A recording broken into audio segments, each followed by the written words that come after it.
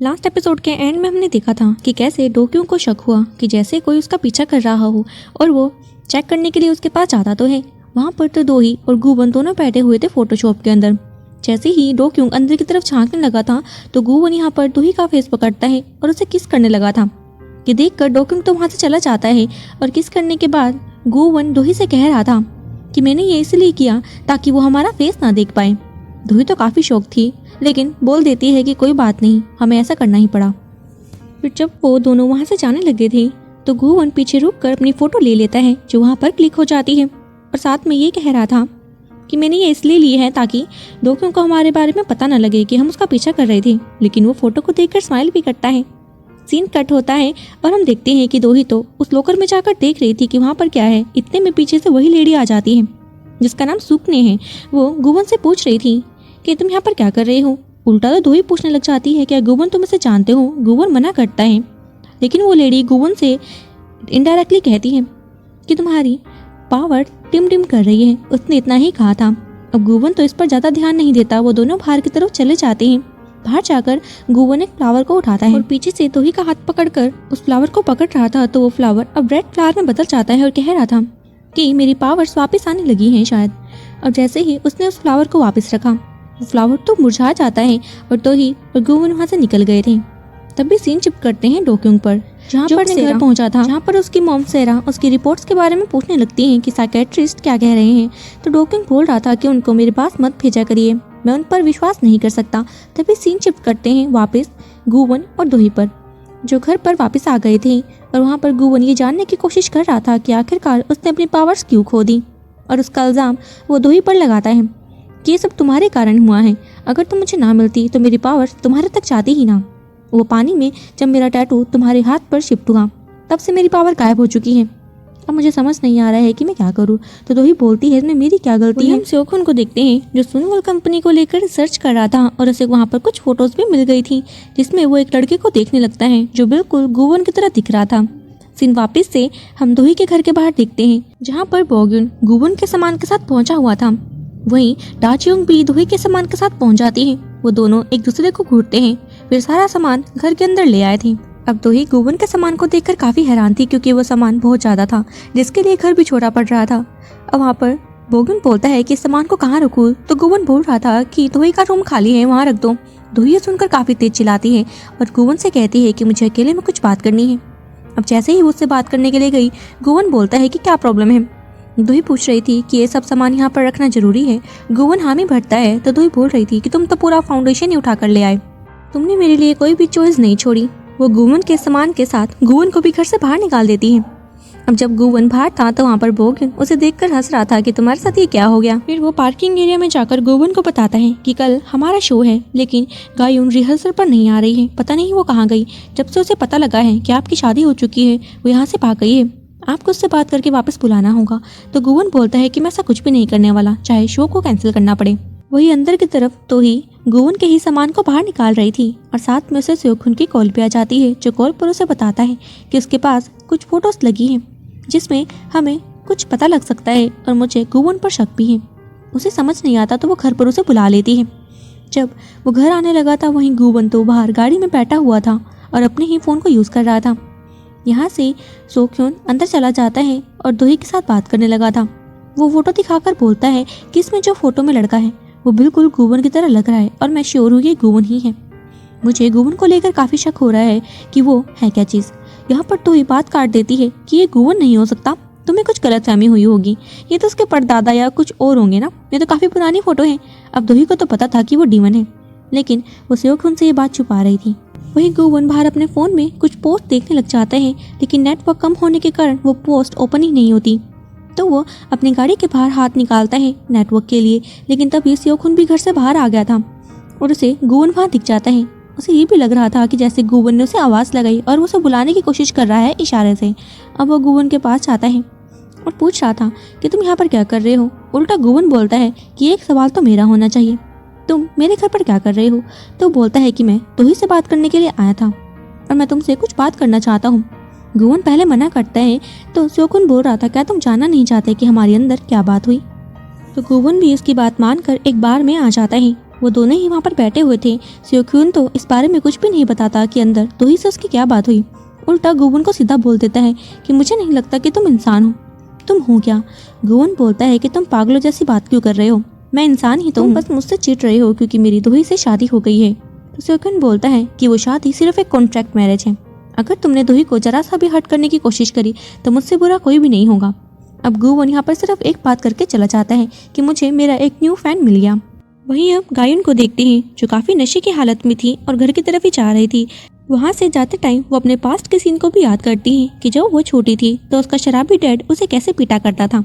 ऐसे ही वो एक बार अपने घर के पीछे वाले जगह पर जाकर छुप गई और उसका डैड वहाँ पर पहुँच गया। वो उसे पकड़ने ही वाला था कि तभी वहाँ पर पहुँच जाता है हमारा हीरो यानी कि गुवन और उसके डैड को जाकर बोलता है कि तुम्हारा 10 साल का कॉन्ट्रैक्ट पूरा हो चुका है।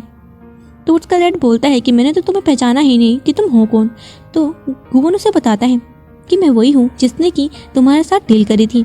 तुम्हें मैंने $100 मिलियन दिए थे जो कि तुम जुए में हार चुके हो। अब मैं तुम्हारी रूह को लेने आ गया हूँ। और उसने अपने साथ के साथ कॉन्ट्रैक्ट भी पूरा कर लिया था। जब वो वहाँ से जाने लगता है तो पीछे से गायुन आकर गुवन को रोकती है कि मुझे भी अपने साथ ले चलो, आपने मेरी जान बचाई है, क्या आप एंजल हो? अब गुवन उसे बोलता है कि मैं बच्चों के साथ कॉन्ट्रैक्ट नहीं करता और मैं एक डीमन हूँ जिसे तुम राक्षस के नाम से जानते हो। अब इतना कहकर वो जाने लगा था लेकिन गायुन तो उसका पीछा करती है। लेकिन कुछ दूर जाकर गुवन तो वहाँ से गायब हो जाता है। सीन अब प्रेजेंट में आता है जहाँ पर गायुन घर की तरफ ही जा रही थी लेकिन बीच में कुछ लड़के आकर उसे तंग करने लगते हैं। गायुन एक लड़के पर हाथ उठाती है और उस लड़के को गुस्सा आया था। वो वापस गायुन पर हाथ उठाने लगा ही था कि तभी गुवन आकर उस लड़के का हाथ को पकड़ लेता है। अब गुवन को देखकर वो सभी लड़के वहाँ से भाग जाते हैं और गायुन को गुवन घर ले आया था जहाँ पर बोग्यू ने देखकर खुश हो जाता है और गायुन से कह रहा था कि तुम तो बहुत अच्छे टाइम पर घर आ गई हो, कल तुम्हारा शो भी है, तुम लेट जाओ। अब यहाँ पर गायुन तो बार बार गुवन से पूछ रही थी क्या ये सच है कि तुम्हारी मैरिज कॉन्ट्रैक्ट मैरिज है। तो गुवन हामी भरता है। तो अब ये जानकर फाइनली गायुन को चैन की नींद आई थी। अब इसके बाद गुवन बोग्यून के साथ कैबिन में चला जाता है जहाँ पर बोग्यून गुवन से पूछ रहा था कि इसकी शादी के बारे में तुम्हें कैसा फील हो रहा है। गुवन बोलता है कि मैं काफ़ी अनकंफर्टेबल हूँ लेकिन जब मैं दोही के साथ होता हूँ तो मैं काफ़ी कंफर्टेबल फील करता हूँ। थोड़ा सा हिचकिचाता है फिर बोलता है कि मैं सिर्फ अपने टैटू की बात कर रहा था कि मेरी पावर्स उसमें हैं और कुछ भी नहीं। अब बोग्यून तो समझ रहा था कि उसको लेकर फील करने लगा है। तो गुवन बोलता है कि एक बार मेरी पावर्स मेरे पास आ जाए तो शायद मैं जो इमोशंस मैं फील कर रहा हूँ उसके बाद ना कर पाऊँ। और वो बताता है कि सियोक-हुन मुझ पर नजर रखने वाला है। तो बोगिन बोल रहा था कि ये तो होना ही था, तुमने शादी करके कईयों के दिल तोड़े हैं जिसमें से सियोक-हुन भी एक है।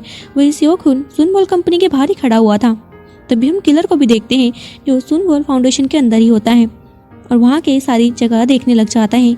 ऐसे करते करते वो कैबिन में भी पहुँच गया था और वहाँ पर एक डिवाइस लगा देता है। साथ में वो गुवन की डीमन बुक को भी घूर रहा था। वही हम गुवन को देखते हैं जो चुपके से दोही के घर पहुँच जाता है और दबे पाँव अंदर आ रहा था, लेकिन तभी नोटिस करता है कि दोही तो वहीं बैठी हुई है। ये देखकर वो काफ़ी घबरा जाता है और बोल रहा था, क्या तुम्हें मेरी फिक्र हो रही थी? तुम अभी तक नहीं सोई? क्या तुम मेरा ही वेट कर रही थी? तो दोही बोलती है कि ऐसा नहीं है, मैं सोने ही चाह रही थी, चलो सोने चलते हैं। तो गुवन बोलता है कि मुझे चार्ज होना होगा, तुम्हें मेरे साथ सोना है। अब वो दोनों को यहाँ बेड पर लेटा हुआ देखते हैं जहाँ पर गुवन ने दोही का हाथ पकड़ा हुआ था और दोही बोलती है कि मुझे ऐसे नींद नहीं आने वाली, तुम पहले सो जाओ। गुवन बोलता है कि मैं डीमन हूँ, मुझे भी नींद नहीं आएगी। तो वो दोनों बोलते हैं कि ठीक है, फिर रात पर ऐसे ही जागते हैं। लेकिन जैसे ही सुबह हुई हम उन दोनों को ही सोया हुआ पाते हैं। पहले गुवन की आंख खुली थी और वो दोही को ही घूरे चाह रहा था, फिर दोही की आंख खुलती है और वो गुवन को घूर रही थी। अब दोनों की आंख खुल जाती है और वो दोनों ही एक दूसरे की आंखों में खो जाते हैं। लेकिन तभी वहाँ पर दाजों की कॉल आ जाती है जो दोही को बता रही थी कि एक प्रॉब्लम हो गई है। अगले ही सीन में हम दोही की प्रॉब्लम को देखते हैं जो कि एक रिपोर्टर था। दरअसल उस रिपोर्टर ने सब जगह ये न्यूज़ फैला दी कि दोही तो जू के मरने का वेट ही कर रही थी क्योंकि इससे उसे काफ़ी ज़्यादा फायदे होने वाले हैं। अब अगले सीन में हम दोही, गुवन, सियोक-हिन और दाजों को साथ में देखते हैं जहाँ पर वो उसे बता रहे थे कि उस रिपोर्टर ने जब तुम्हारी शादी हो रही थी तो सियोक-मिन की सारी बातें सुन ली थी, जब वो बोल रहा था कि ये नकली शादी है ऐसे वैसे करके। अब इसके पीछे सियोक-मिन भी हो सकता है। सियोक-मिन बोलता है कि तुम्हें कंप्लेंट करनी चाहिए। दाचुंग भी अपने प्लान के बारे में बोलती है, लेकिन दोही बोल रही थी कि इसके बारे में मैं अकेले ही हैंडल कर लूंगी, आप मुझे थोड़ा टाइम दीजिए। वो दोनों को बाहर कर देती है और गुवन के साथ सीधा पहुंच गई थी सियोक-मिन के पास और वहाँ सियोक-मिन शूटिंग की प्रैक्टिस कर रहा था। दोही उसे बोलती है कि तुमने ऐसा क्यों किया? सियोक-मिन कहता है कि ये सब तो होना ही था, आखिर तुम इस सच को कब तक छुपाए रखती। अब ये बातें सुनकर दोही को गुस्सा आ जाता है और वो बोलती है कि जो तुम्हारे बारे में बिल्कुल सही कहती थी कि उन्होंने एक शैतान को जन्म दे दिया है।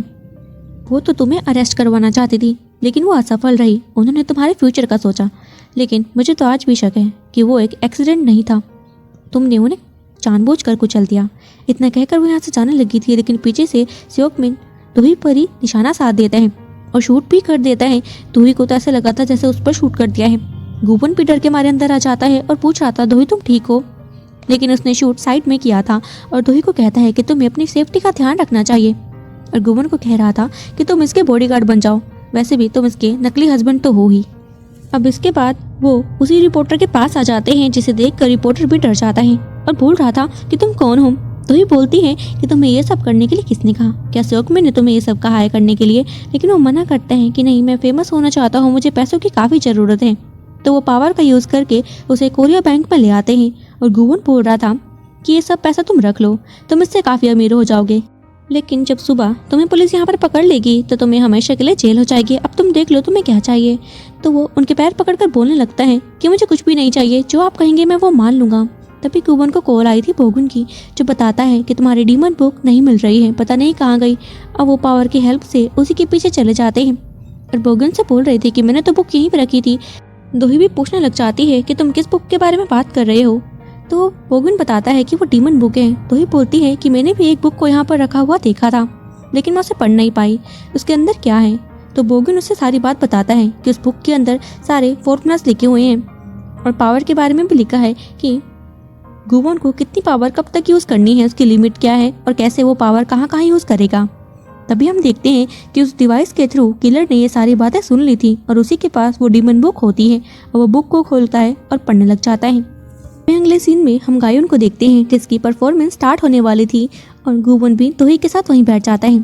परफॉर्मेंस स्टार्ट हो गई थी और उसे देखकर गुबन को तो अपना जोशन पीरियड याद आ जाता है कि ये लड़की तो बिल्कुल वैसी ही लग रही है जैसा कि मुझे दिखी थी जब मैं इंसान था, और वो कहीं और ही खो जाता है। यहाँ पर शो खत्म होने के बाद गायोन तो पूछती है गुबन से आकर कि मैंने कैसे परफॉर्म किया। गुबन कोई भी रिप्लाई नहीं करता, लेकिन दोही इसकी तारीफ करती है कि तुम काफ़ी ज़्यादा अमेजिंग थी। तो गायोन दोही को रूडली रिप्लाई करती है कि ये परफॉर्मेंस मैंने तुम्हारे लिए नहीं करी। अब दोही बाहर चली जाती है और गुबन से पूछ रही थी कि तुम्हें अंदर क्या हो गया, क्या कोई प्रॉब्लम है। गुबन बोलता है कि मैं तुम्हें घर छोड़ देता हूँ। तभी हम देखते हैं कि रास्ते में उन्हें गोही गुंडे मिल जाते हैं। तो यहाँ पर वो ये भी नोटिस करते हैं कि गुबन की पावर तो कोई काम ही नहीं कर रही है और वो बोलता है कि मैं 3 तक गिनूंगा और हमें यहाँ से भागना है। लेकिन वो जैसे ही भागने लगे तो गुंडे तो अपने घुटनों पर आकर गुबन से कहते हैं कि आपको हमारा मास्टर बन जाना चाहिए। गुबन भी हामी भरता है और उन्हें बोलता है कि फिलहाल अभी मैं यहाँ से जा रहा हूँ और हमारा पीछा मत करना। तो अगले सीन में हम उसी ब्लैक मास्क वाले आदमी को देखते हैं जिसके हाथ में डीमन बुक थी और वो उस बुक को पढ़ भी रहा था। साथ में वो उस वीडियो को भी देखते हैं जिसमें गुबन और दोही होते हैं और गुंडों को पीट रहे होते हैं, लेकिन वो वीडियो पूरी नहीं प्ले होती, वो तो आधे में ही खराब हो जाती है। और वो ये नोटिस कर लेता है कि जब गुबन दोही के साथ होता है तभी उसकी पावर काम करती है और वो किलर को कॉल लगाता है और मैसेज में भी बोल रहा था कि तुम्हें गुबन को मारना होगा। तो किलर बोलता है कि वो तो एक डीमन है, मैं ऐसा नहीं कर पाऊंगा। लेकिन बाद में बोलता है कि तुम ऐसा कर पाओगे क्योंकि जब दोही उसके साथ नहीं होती तो वो एक इंसान है और उसे मारने के बाद तुम डीमन बन जाओगे। ये सुनकर किलर तो खुश हो जाता है और अपने काम में भी लग गया था।